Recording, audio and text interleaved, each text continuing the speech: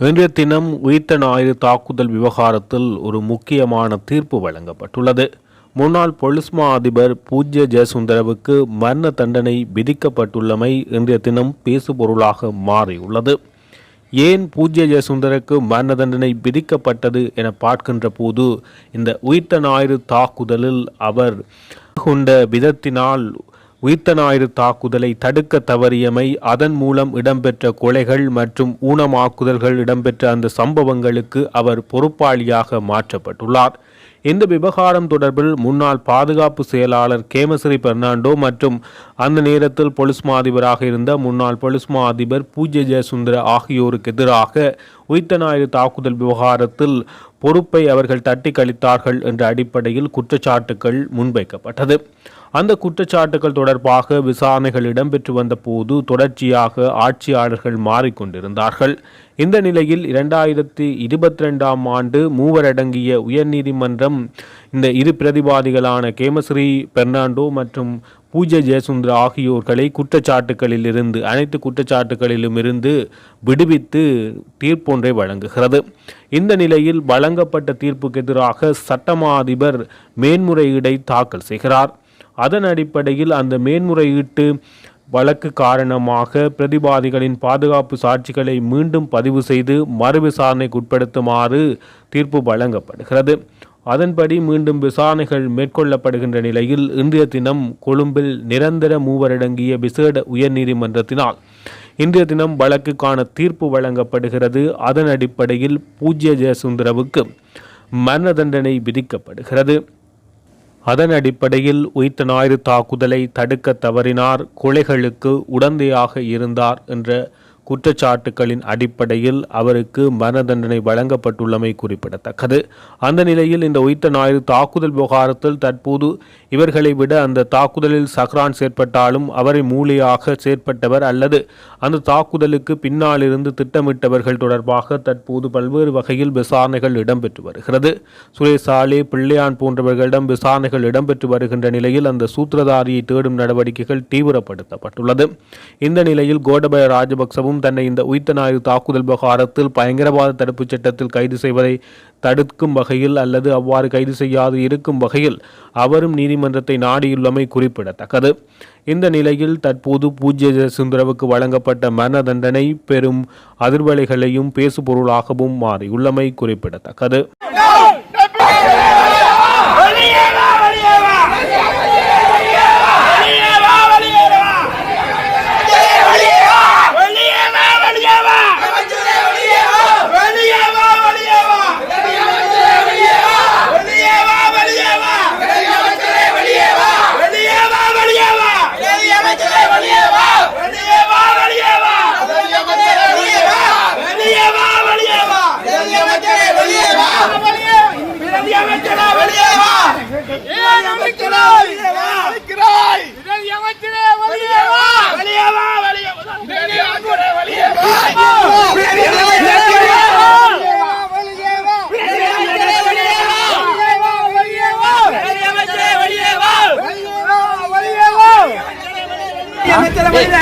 Road black பண்ணுவாங்க கொஞ்சம் எங்கால போங்க.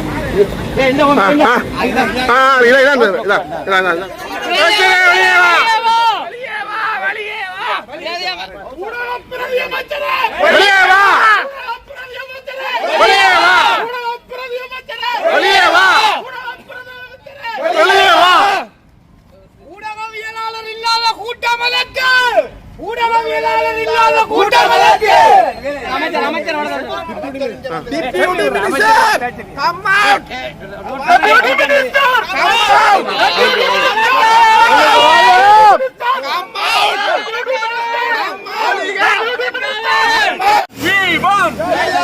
we want justice we want justice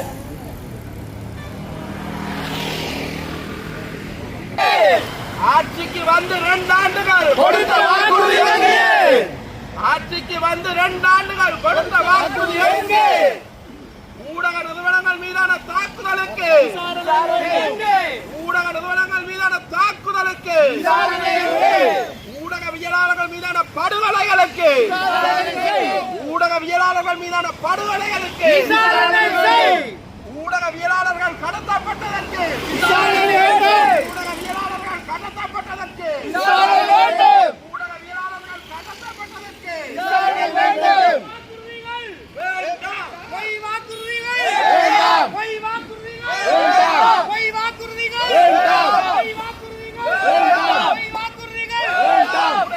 படுகொலை செய்த ஒட்டுக்குழுக்களை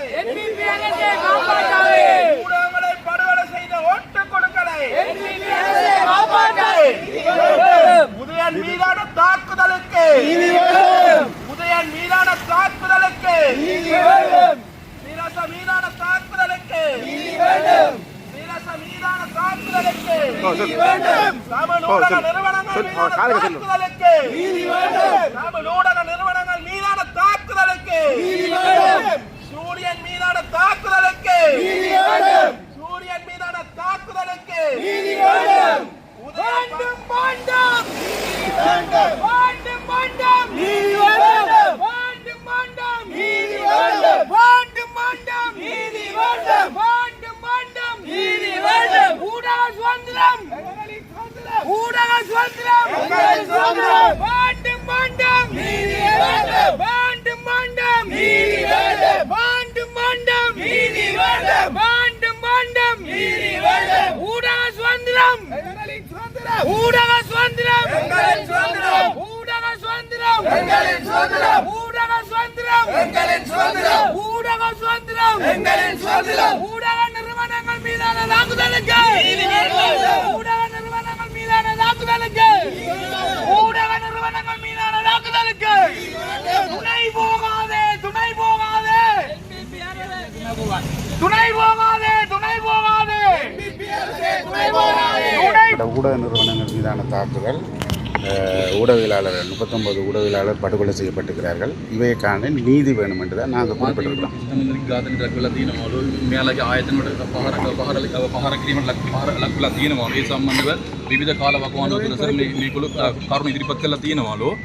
ஆனால் அந்த படுகொலை செய்யப்பட்ட ஊடகவியலாளர் சம்பந்தமான விசாரணையும் எதையுமே இந்த இத்தனை வருடம் 20 வருடங்கள் கடந்தும் எதுவுமே மேற்கொள்ளாத நிலையில் இன்றைக்கு இந்த போராட்டத்தை நாங்கள் முன்னெடுத்துருக்கோம். අවුරුදු 20ක් දැන් කාලය ගත වෙලා තියෙනවා. අර මාධ්‍ය විද්‍යාව 39 දෙනෙක් ඒකට අවශ්‍ය විමර්ශන කටයුතු අද වෙන අතුරු ආරම්භ කරලා නැහැ. ඒ නිසා තමයි අපි මේ උද්ඝෝෂණය මේ සාමූහිකව මෙතන අපි ඉදිරිපත් කරේ. ஏன் இவர் கூட 2 வருஷத்துக்கு முதல் யாழ் ஜப்னா பிரஸ் கிளப்லேயே வந்து நாங்கள் சந்தித்து எங்களோட பிரச்சனையெல்லாம் பேசியிருக்கோம். அந்த பேச்சு கூட இதுவரையிலே இந்த தீர்வு ඔබතුමත් මේ ඊට කලින් ගෙවිලා කතා කරලා ගියාලෝ එහෙම කිසිම ප්‍රගතියක් ආව නැහැ කියලා. இது எங்களுக்கு வேண்டப்படாதவர்கள் அல்ல, அமைச்சுக்கு நாங்கள் எதிரானவர்கள் அல்ல, அரசுக்கும் எதிரானவர்கள். අපි රාජ්‍යයට හෝ අමාත්‍යතුමාට ඔබතුමාට එරෙහිව කටයුතු කරන පුද්ගලෙක් නෙවෙයි. எங்களோட ஊடகவியலாளர்கள் ஒரு ஊடகவியலாளர் கூட விசாரணைக்கு எடுக்கப்படாது அந்த ஆயுத குழுக்களை காப்பாற்றுவார். ඒ කියන්නේ අද වෙනතුරු මේ ඒක මාධ්‍ය වේදිකකුත් මේ විමර්ශනයට ලක් කරලා නැහැ. එතකොට මේ අර ආයුධ කල්ලියට සහයෝගය දෙන්නද බලාපොරොත්තු වෙන්න ඒ කියන විමර්ශන කටයුතු අඩවල තියෙන කියලා අහනවා. இவர்களெல்லாம் படுகொலை செய்யப்பட்டிருக்கிறார்கள் என்று தெரிந்தும் இன்றையும் வெள்ளவெட்டியோடு இருக்கிறார்கள், அவர்கள் சுதந்திரமாக நடமாறுகிறார்கள் என்றது ஊடகவியலாளர் தரப்பில் மனவேதனையாக ඒ කියන්නේ ඝාතනයට සම්බන්ධ පුද්ගලයන් අද නිදස් කොට නිදස් මේ කාලවල විදිනවා කියලා කියන්නේ. நாங்கள் இந்த அரசாங்கம் வரைக்குள்ளே வந்து நாங்கள் முதலாவது கேட்ட விஷயம் வந்து இந்த விஷயங்கள் படுகொலைகளுக்கு அல்லது காணாமல் போதல்களுக்கு வந்து நாங்கள் இந்த அரசாங்கத்திட்ட வந்து சில விஷயங்களை கோரிக்கைகளை முன்வைக்கிறோம் என்று சொல்லி நாங்கள் இந்த கவர்மெண்ட் தேர்தல் காலத்திலே நாங்கள் சில விஷயங்களை சொன்னாங்க.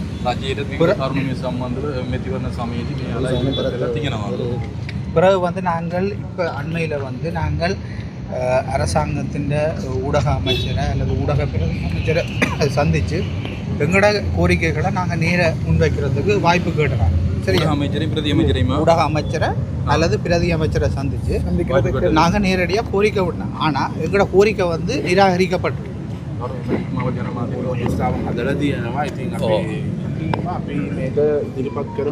சார் கோரிக்கை என்னன்னு சொல்லி சொன்னால் உண்மையிலே நீங்கள் சொல்கிறது சரி. இன்றைக்கு நேரடியாக உங்களுடைய காலடிக்கு பிரதி அமைச்சர் வருகின்றார். சரியா? இப்போ இன்றைய ப்ரோக்ராம் எல்லாம் நாங்கள் டோட்டல் அஜெண்டாவை மாற்றி அமைச்சு உங்களுக்காக வேண்டி 2.5 மணி நேரம் தாரம் இந்த பிரச்சனையில் கதைக்கிறதுக்கு ஜனநாயக ரீதியான ஒரு முறை உங்களுக்கு அப்படி இருந்தால் நீங்கள் அந்த இடத்துக்கு வந்து இதெல்லாம் நீங்கள் போராட்டம் நடத்தின பிறகுதான் இதன்றீங்க. நாங்கள் நேரடியாக கோரிக்கை வைக்க அந்த கோரிக்கையை ஏற்றிருக்கலாமே, ஏன் ஏற்க இல்லை?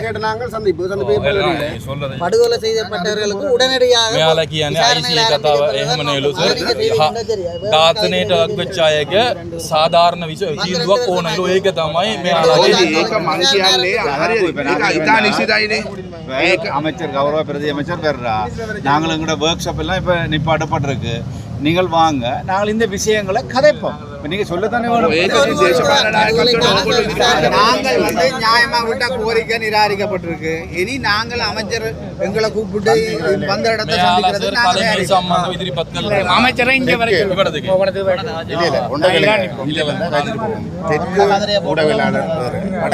வடக்கூடவேளாளர் 2 பேரை நெருக்கடி மத்தியில் பணியாற்றுகிறார். சரியா? උතුරේ මාධ්‍යවේදී වෙනයිලු දකුණේ ඉන්න මාධ්‍යවේදී වෙනයිලු මේකොල්ලෝ අවුරුදු 30ක යුද්ධ සමයේදීත් ඒ බර අදක එදගෙන තමයි කටයුතු කරන්නේ. யாரும் இங்க வரும்போது எவரும் காதுல கேட்டுட்டு போறதா இருக்கு. இந்த අවුරුත් මෙයාලගේ ප්‍රශ්න වලට එහුම්කම් දෙන්නේලු කියලා දෙන්නේලු. ஓடாரி காம்பலே ஓடாரி காம்பலே ஓடாரி காம்பலே கருப்பாடுகளே கருப்பாடுகளே கருப்பாடுகளே அமைச்சரே பதுங்காதே.